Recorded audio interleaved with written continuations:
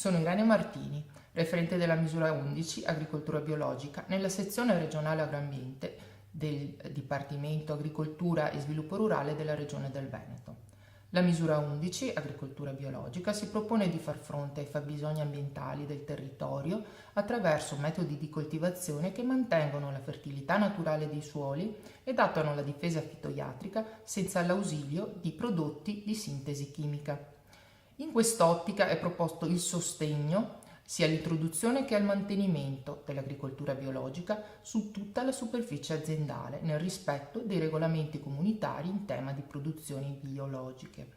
E per questo motivo i potenziali beneficiari dovranno aver effettuato la prima adesione al metodo bio.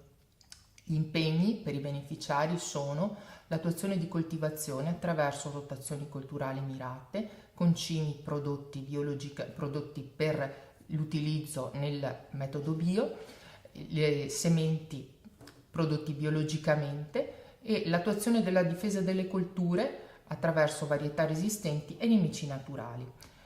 I beneficiari sono rappresentati da agricoltori in attività, così come definiti a livello comunitario e nazionale, ed enti pubblici in possesso di aziende agricole. La superficie minima oggetto di impegno è pari ad 1 ettaro.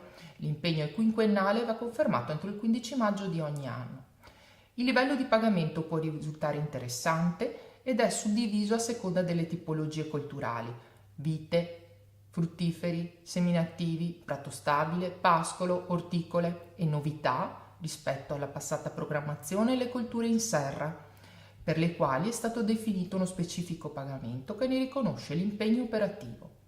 Da ultimo ricordiamo la possibilità di attivare anche attraverso la misura 11 progetti collettivi ai sensi della sottomisura 16.5 progetti collettivi di carattere ambientale del PSR del Veneto.